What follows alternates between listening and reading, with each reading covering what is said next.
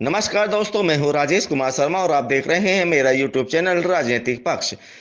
एक तरफ भाजपा की मोदी सरकार ने लोकसभा में महिला आरक्षण बिल लाकर महिलाओं के प्रति अपने प्रेम को दर्शाया है, लेकिन वास्तविकता यह है कि आज भाजपा में एक एक करके दिग्गज महिला नेत्रियों को किनारे लगाया जा रहा है।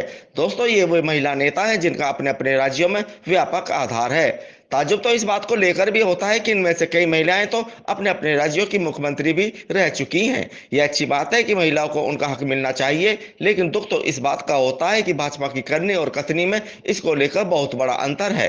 अब प्रश्न उठता है कि एक तरफ जहां भाजपा सरकार महिलाओं को 33% आरक्षण देना चाहती है, लेकिन वह खुद अपनी प्रमुख महिला नेत्रियों को किनारे लगाने पर तुली हुई क्यों है।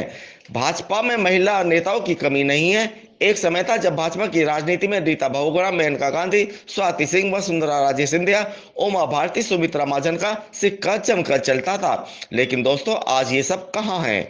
इनमें से अधिकतर घर बैठने को मजबूर हो गई हैं। यह भी कह सकते हैं कि भाजपा का जो शीर्ष नेतृत्व है, जिसमें पार्टी के राष्ट्रीय अध्यक्ष जेपी नड्डा जी हैं, अपने प्रधानमंत्री मोदी जी हैं और गृह मंत्री अमित शाह जी हैं, ने इनको हाशिए पर लाकर घर बैठने पर मजबूर कर दिया है। इनमें मेनका गांधी, वसुंधरा राजे सिंधिया, उमा भारती, सुमित्रा महाजन तो इतने बड़े नाम हैं जिन्होंने भाजपा को फर्श से अर्श तक पहुंचाने में अपना पूरा जीवन लगाया है। पार्टी को खून से सींचने में अपना पूरा दमखम लगाया है, लेकिन पार्टी में आज इनको कोई पूछने वाला नहीं है। मेनका गांधी केंद्रीय मंत्री भी रह चुकी हैं, कई बार उत्तर प्रदेश की पीलीभीत सीट से सांसद रही हैं, आजकल सुल्तानपुर सीट से सांसद हैं, लेकिन पिछले कई वर्षों से वे पार्टी में उपेक्षित चल रही हैं। एक समय वह भी था जब गांधी परिवार के खिलाफ मोर्चा खोलते समय मेनका गांधी को आगे किया जाता था, और जब उन्होंने अपना काम कर दिया तो मोदी सरकार के पहले कार्यकाल के दौरान तो उनको केंद्रीय मंत्रिमंडल में जगह दे दी गई, लेकिन मोदी जी के दूसरे कार्यकाल के दौरान उनको मंत्रिमंडल में कोई जगह नहीं मिली।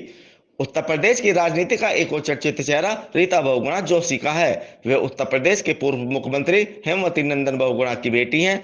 उत्तर प्रदेश कांग्रेस की पूर्व अध्यक्ष और कद्दावर नेता रही रीता बहुगुणा जोशी को कांग्रेस से भाजपा में लाकर पार्टी ने उन्हें एक ब्राह्मण नेता के तौर पर प्रोजेक्ट करके ब्राह्मणों को लुभाने का प्रयास किया।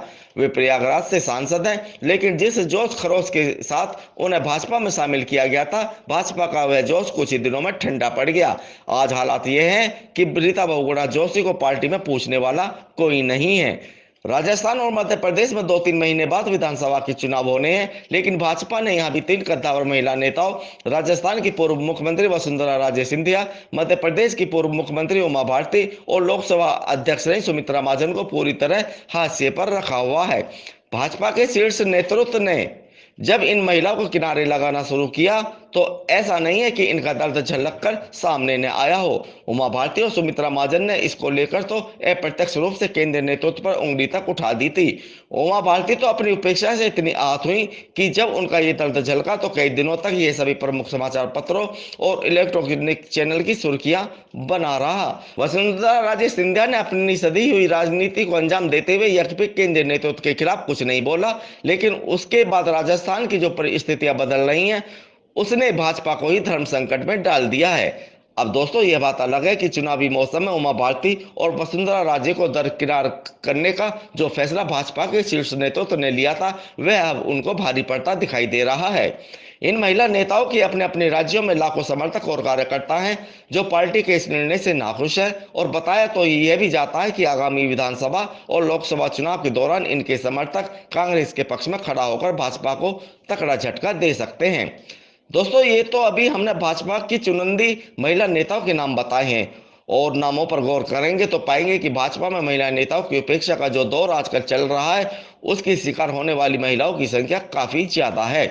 दोस्तों, हैरत होती है हमें कि जिस पार्टी में एक तरफ महिलाओं को 33% आरक्षण देने की वकालत की जाती है, उसी पार्टी में कद्दावर महिला नेताओं को दरकिनार किया जा रहा है। अब ऐसे में जनता तो सवाल पूछेगी ही कि जब महिलाओं से भाजपा को इतना प्रेम है तो जमीन से जुड़ी इन महिला नेताओं को आगे बढ़ने से रोका क्यों जा रहा है। जनता तो यह भी पूछेगी कि मोदी कैबिनेट में 78 केंद्रीय मंत्रियों में मात्र 11 महिलाएं ही मंत्री क्यों हैं, जबकि यह संख्या 25-26 के लगभग होनी चाहिए थी। जनता तो यह भी सवाल करेगी कि भाजपा की उत्तर प्रदेश सरकार में 52 मंत्री हैं और मात्र 5 महिलाओं को ही मंत्रिमंडल में जगह क्यों दी गई है, जबकि 33% महिला आरक्षण करने वाली भाजपा सरकार में कम से कम 16 महिलाएं मंत्री होनी चाहिए थी।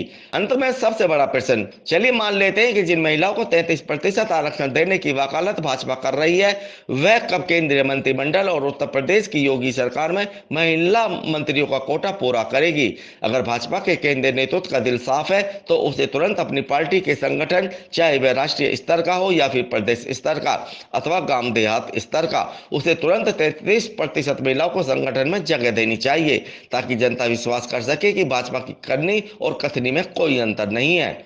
और हाँ, यहाँ कोई व्यवस्था भी सामने नहीं आनी चाहिए। भाजपा चाहे तो ऐसा कर सकती है, क्योंकि संविधान में कहीं नहीं लिखा है कि आप लिमिटेड महिलाओं को ही मंत्री बना सकते हैं या अपनी पार्टी में उन्हें पद दे सकते हैं।